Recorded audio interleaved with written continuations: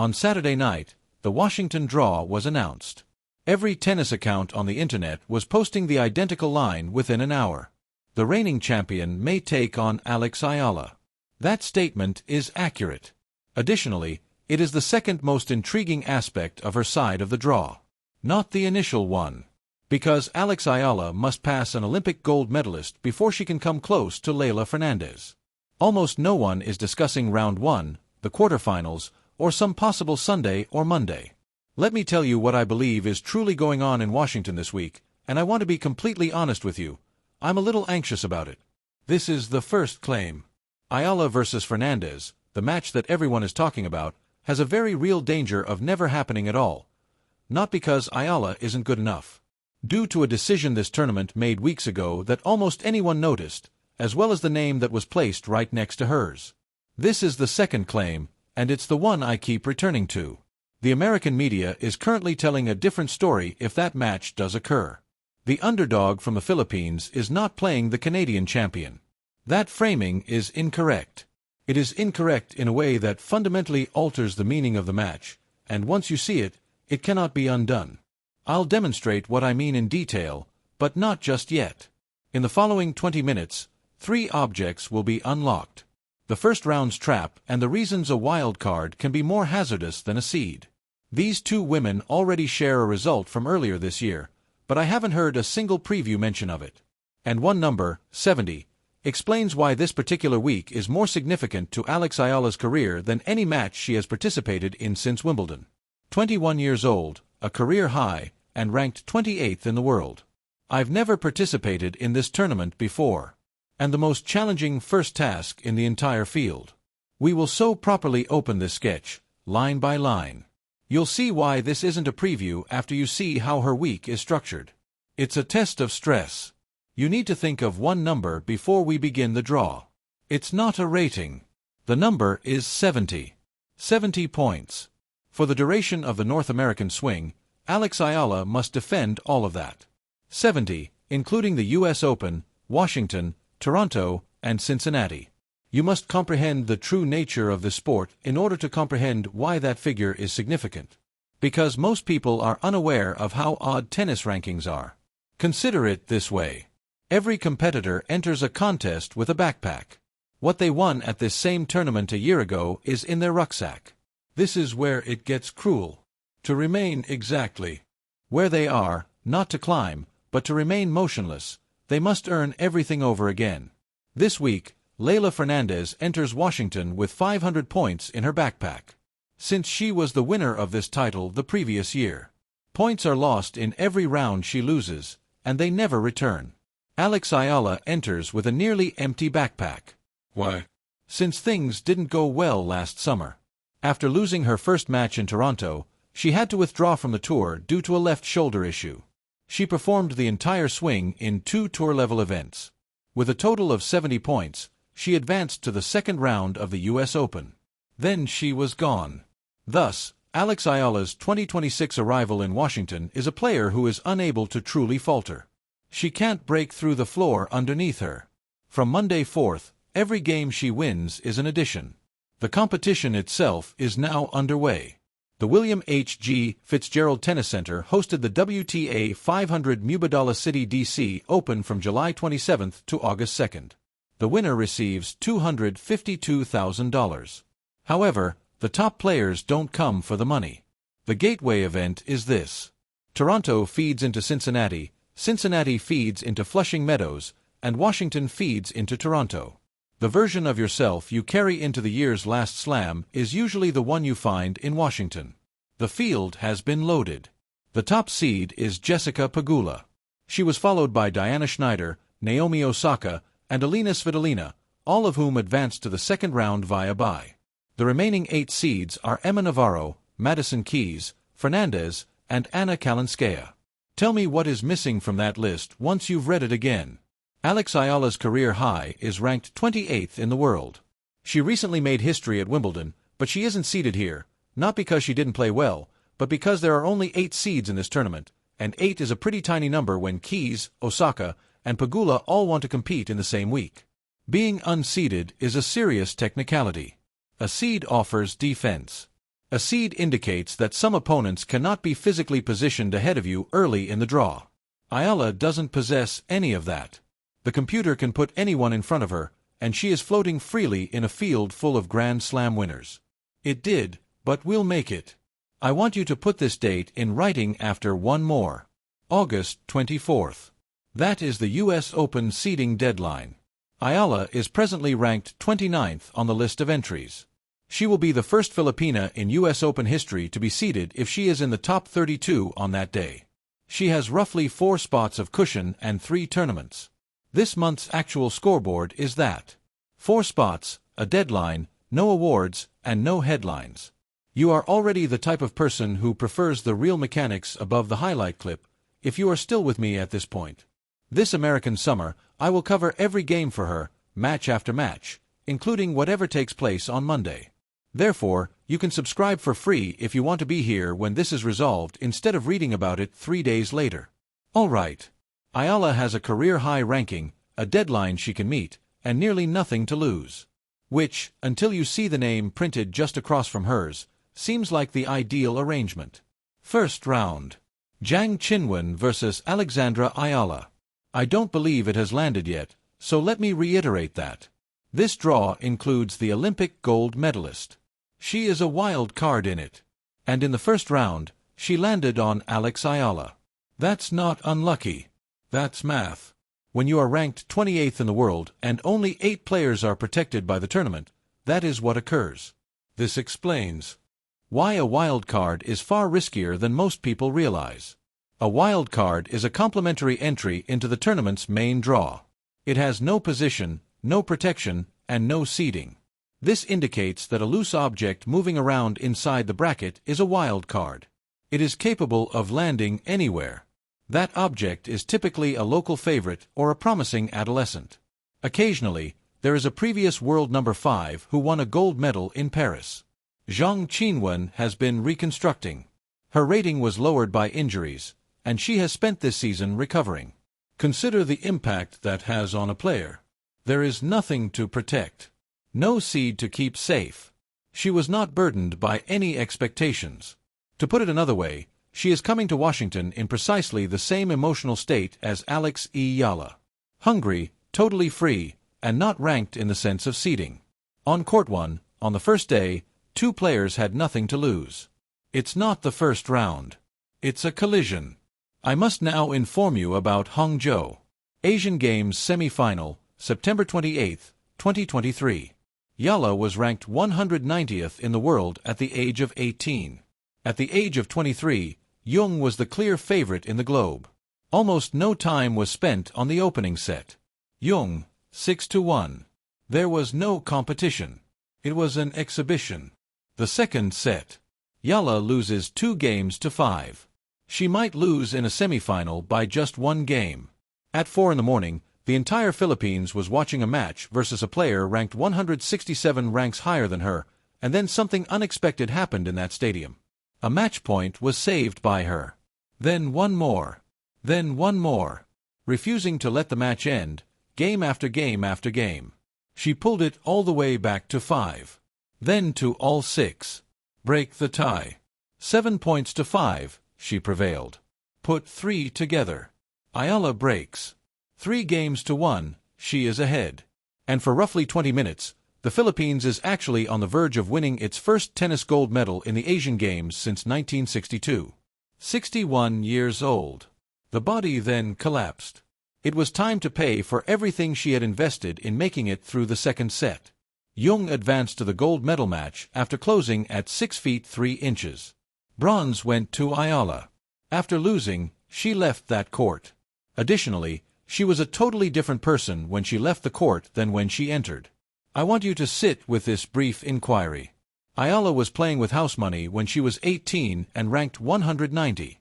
This is 21-year-old Eala, ranked 28, who defeated the reigning Wimbledon champion on center court 3 weeks earlier. To what extent is that past contest still relevant? I can argue it both ways, which is why Monday is so awkward. Ayala's serve has grown, her first strike tennis has improved, and most importantly, she now knows how to close. She ran out of gas 2 years ago. She has overcome tiebreaks that previously overwhelmed her and won matches this year from a set down. And I'm concerned about this one. Alex Eala has never once defeated Zheng Qinwen. Additionally, there is a variation in which the underdog dynamic is entirely reversed. Eala had nothing to lose in Hangzhou. Eala, who just finished the most successful month of her career and is predicted to win by the entire country, is the player with the higher ranking on Monday. When you recover, pressure does not go away. Rather, it shifts. This is the particular aspect that makes anything truly unpredictable. The Asian Games were held in Hangzhou. They were juniors before to that. Alexandra Eala and Zheng Qinwen will play each other on the WTA Tour for the first time on Monday. At this level, there is no head-to-head tour level, no pattern, and no book on each other. Neither of the two players has played competitively in months, and they have both undergone significant transformations since their last court match. The appearance of this is unknown. Not the players, not the commentators, nor the oddsmakers. And keep in mind that this is the first round. This is the warm-up and the match that should be simple, but here's the problem. Eala is familiar with the woman who is waiting on the other side, even if she manages to go through all of that. This year, they've already performed, and Filipino fans don't recall how it ended. This is the portion that practically no one in American media has properly framed, and once I say it out, you will wonder why it took so long for someone to do so. Leylah Fernandez is from Canada. She is a Canadian athlete. At the age of 18, she advanced to the U.S. Open final for Canada in 2021, and the audience in New York fell deeply in love with her. She won this Washington title last year, making history as the first Canadian to do so. Take a moment to consider that her mother is Filipino-Canadian. The match that everyone has been talking about since Saturday night is not the Philippines versus Canada match if Fernandez defeats Magda Linette in her opening match and if Eala defeats Jung. Only one of the two Filipina daughters, who are standing on opposite ends of a court on American land, is allowed to continue. When you clicked on this, you assumed it was the courageous Manila girl challenging the current champion. That's the tale that was sold. Furthermore, that is not the narrative. Because Leylah Fernandez is the mirror, the version of this that has already occurred, rather than the antagonist in this situation. A young woman of Filipino descent who won a Grand Slam final before she was allowed to legally consume alcohol in her own nation and who has spent her entire career flying a flag that only partially represents who she is. And now, 5 years later, a different young woman of Filipino descent is flying the flag that Fernandez is unable to. It poses a question that, in my opinion, has no clear solution. When your passport says one thing and your blood says another, what does it really mean to represent a people? Fernandez has never concealed it. While she competes under a maple leaf, Alex Eala competes under 3 stars and a sun, and when they stand across a net from each other, a whole community must make a decision in real time. She talks about her mother, the food, the family, and the Filipino fans who support her at tournaments in North America. Since I don't think there is a correct response and I won't pretend to have one, I sincerely want to know what you think. Post it in the comments. Who do the Filipino supporters support if they pack the stadium in Washington and these two leave? I'm going to read each and every one of those because this is the precise topic that should be covered in tennis coverage but isn't. Let me now share with you the information that, when checking it, made me sit up. Since I haven't seen it mentioned in any of the previews. This year, they have already performed. Stuttgart, April. Clay. Leylah Fernandez was the player who eliminated Alex Eala in the round of 32. Therefore, the word collision course, which appears in all headlines, including mine, is acting deceptively. It is promoting a first encounter, a new game, and the eventual meeting of two players. That is not the case at all. It's a rematch. And the debt is being carried by Eala. Now arrange everything so that you can see what this draw is really asking her to do. In order to advance to the quarterfinals in Washington, Alex Eala must defeat an Olympic gold medalist and then, most likely, the tournament's reigning champion in back-to-back rounds on a hard court where she hasn't played since March. It's similar to entering an exam where the two most difficult questions have been changed to positions 1 and 2. There isn't a warm-up or soft opener to practice timing, feel the ball, or keep in mind how the surface affects your slice. From the beginning of the week, it is at its most challenging. However, this is not the same as Eala facing two monsters. Because Fernandez is also uncomfortable, not in a distant way. The person with the 500-point rucksack is her. Additionally, we already have a sneak peek at what occurs when it is removed.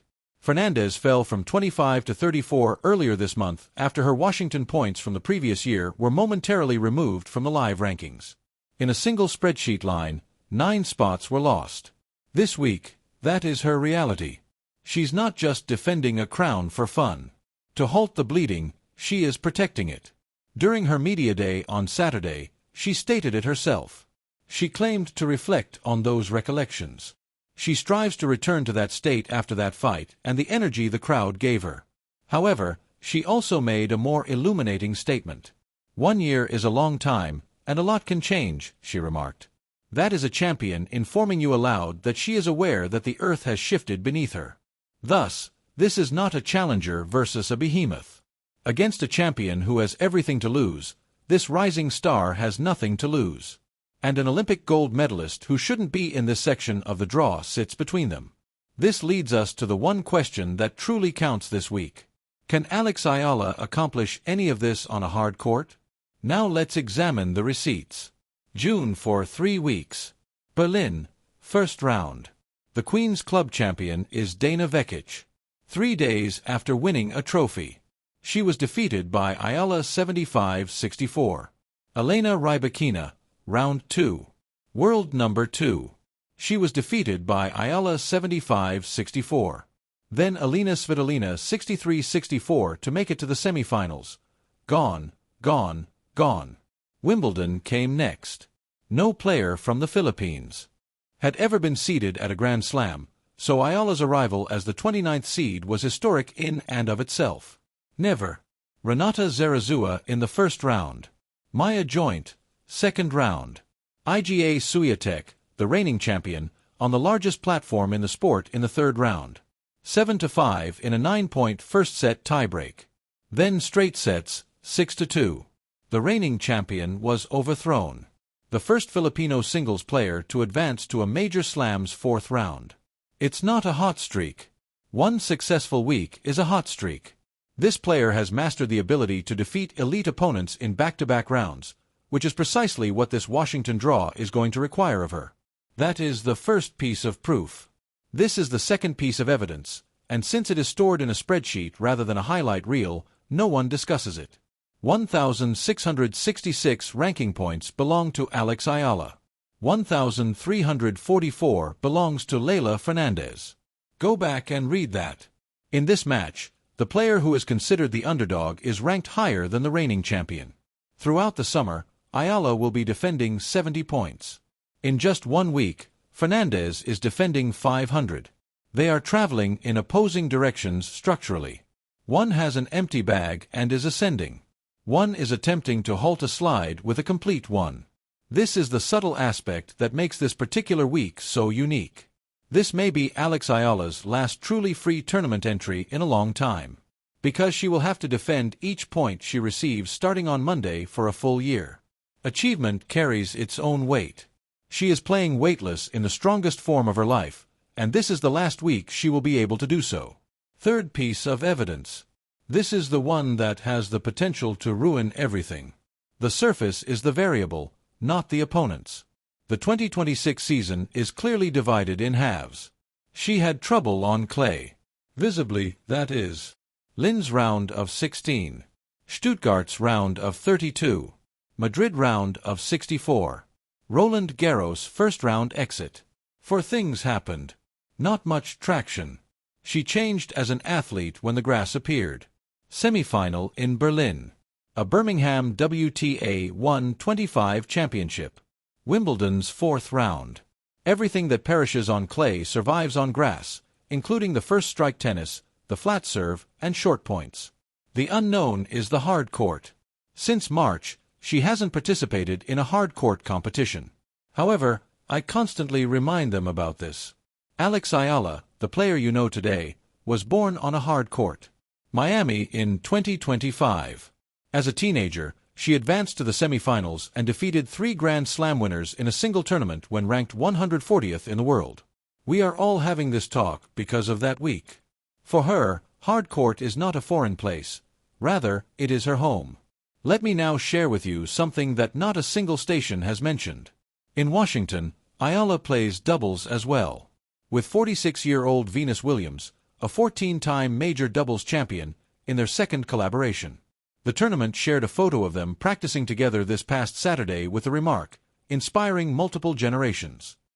Everyone took advantage of the opportunity to take pictures. It's match volume, not a picture opportunity. Eala does not fly out if she loses early in singles. She remains in Washington. Before Toronto begins, she continues to score points on that precise surface, in that precise stadium, under that precise circumstances. She accomplishes this while standing 10 feet away from one of the greatest court reads in sports history. That is not referred to as a training block. That's exactly what it is. This is what I read this week, and I want to be precise rather than general. The Fernandez match is not the one that determines Alex Eala summer. Monday is here. It's the first round. If she overcomes young Qinwen, she will face a champion with 500 points of worry and reach Fernandez with momentum and rhythm restored on hard court. That door is truly open. The collision path that everyone has been talking about disappears before anyone has a chance to debate it if Hillary loses on Monday. No rematch. No tale of identity. Nothing. This is extremely thin. Just one game. One afternoon. However, the true significance of this week is overlooked by all of that. Because Alex Eala has highlighted a date that is approaching in August. August 24th. That is the U.S. Open seating deadline. Alex Eala will become the first Filipina to be seated at Flushing Meadows if she is among the top 32 on that particular occasion. She is now ranked 29th on the entry list. 4 cushion spots, 3 competitions, and 3 weeks. Furthermore, a seed is architecture rather than a trophy. She cannot draw a player in the top 16 during the first 2 rounds if she is seeded. For a player from Southeast Asia, this means that the road to the second week of a Grand Slam opens up in a way that has never happened before. In reality, everything she does in Cincinnati, Toronto, and Washington is just math done for that one line. Let's return to the original question. What is this draw's real shock? This bracket challenged a 21-year-old to defeat an Olympic gold medalist and a reigning champion back-to-back on a surface she hasn't touched in 4 months during the precise 3 weeks that determine whether Eala makes history at the U.S. Open, not that she might play Fernandez. The shock is that. The remainder of it is the story, with the Fernandez line serving as the headline. And something greater than all of it is going on around her. There was not a single WTA event in the Philippines 2 years ago, but there is now. That is a single person, not a market research, and it is not a coincidence. A girl who left home at the age of 12 to train at the Rafa Nadal Academy determined that good enough was not the ceiling, which led to the opening of women's tennis to a nation of 115 million people. In Manila, children who might have picked up a basketball 3 years ago are instead picking up rackets. That change will outlast all of the outcomes we just discussed and cannot be quantified in ranking points. This is where I end up. Alex Eala enters a courtroom in Washington, D.C. on Monday. For the first time in her life, she was sitting there, unguarded, with an empty rucksack and a whole nation awake at 4 in the morning. And I don't know what occurs. I have given you all the reasons to be concerned and all the reasons to believe, and I meant both. However, there is one question I genuinely can't answer if Fernandez is affected by this and if these two end up on the same court. Who is supported by the Filipino spectators in that stadium? Who should they? Who are they going to? Since they are 2 distinct inquiries, I believe that many feel uncomfortable with a truthful response. This American summer, I will be present at every game. Cincinnati, Washington, Toronto, and whatever takes place in New York on August 31st.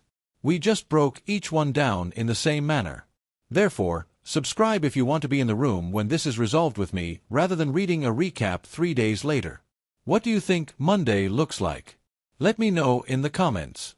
And after the first round, I'll see you.